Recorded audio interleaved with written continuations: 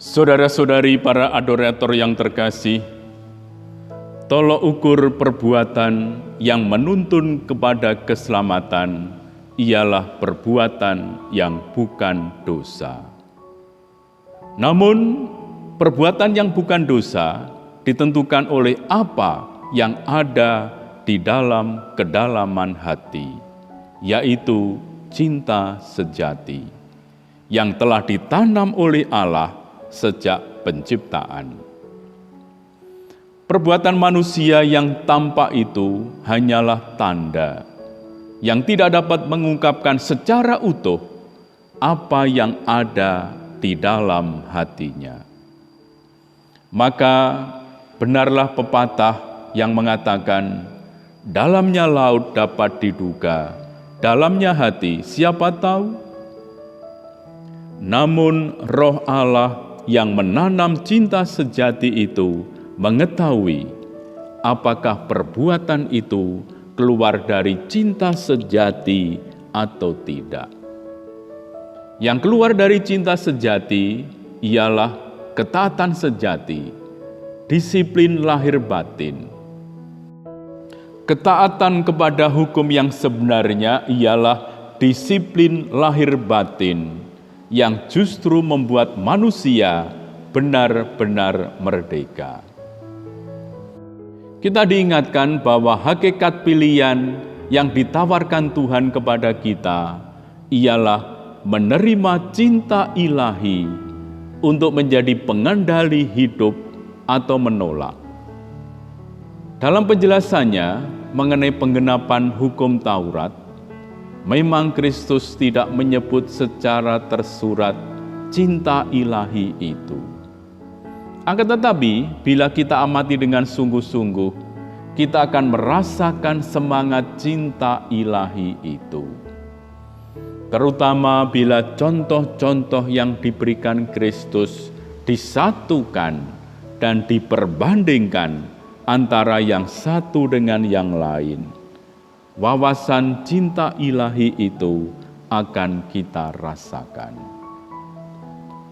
Para saudara, apapun yang dilakukan manusia, bila dilakukan dengan cinta sejati, akan merupakan sesuatu yang konstruktif bagi dirinya.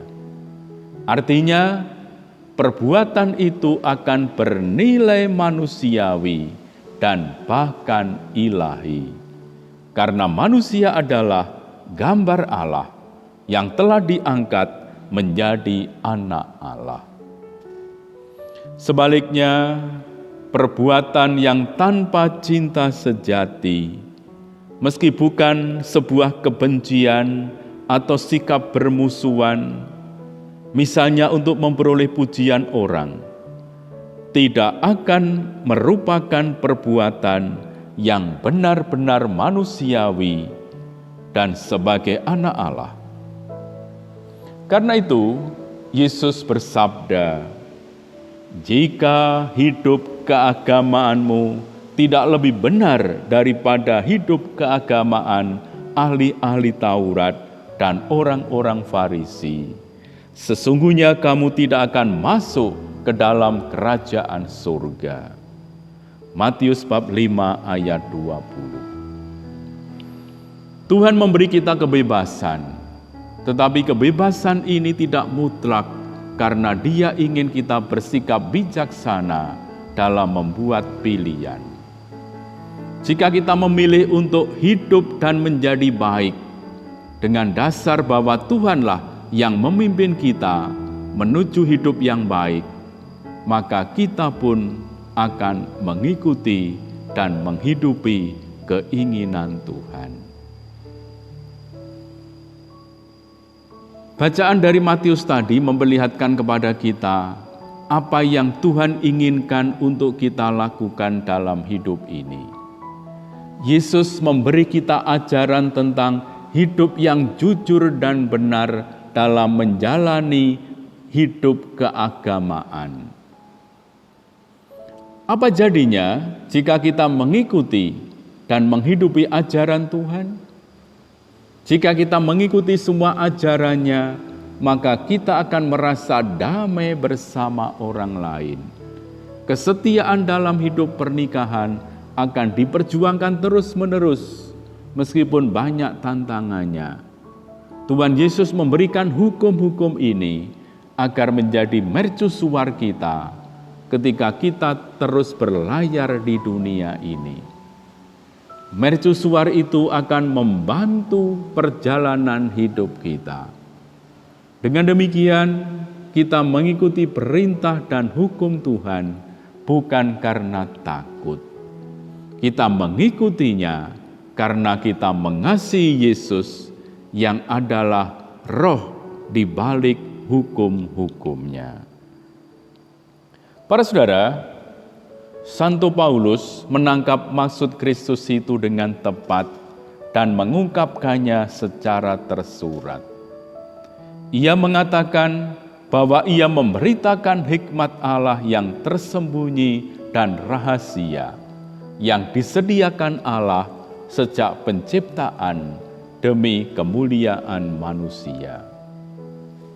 Apa yang tidak pernah dilihat oleh mata dan tidak pernah didengar oleh telinga dan yang tidak pernah timbul di dalam hati manusia, semua yang disediakan Allah untuk manusia yang mengasihi Dia.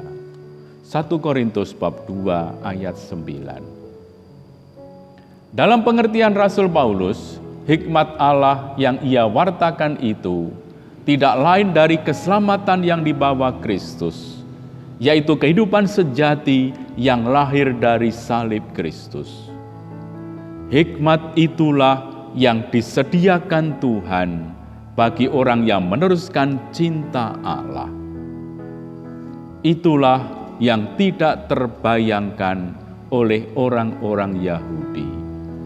Apa yang mereka bayangkan hanyalah bahwa Kristus menjadi saingan mereka dalam merebut hati rakyat.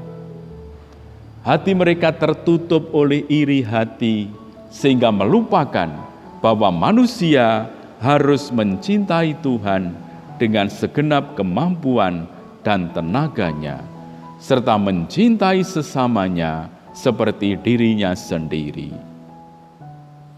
Seumpama hal itu terbayang oleh orang-orang Yahudi, mereka akan mengenal Dia, percaya kepadanya, dan mencintai Dia sebagai Mesias.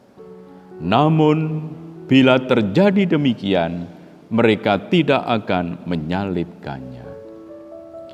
Pilihan yang diungkapkan Rasul Paulus menerima penyelamatan yang dibawa Kristus atau tidak, menunjukkan kebijakan Allah.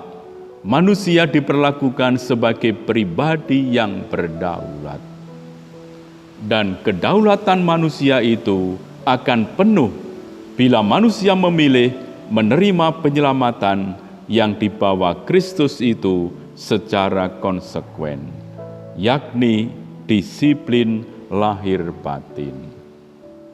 Semakin manusia terikat pada Kristus, semakin merdekalah ia dan semakin mampu mengarahkan hidupnya kepada keselamatan.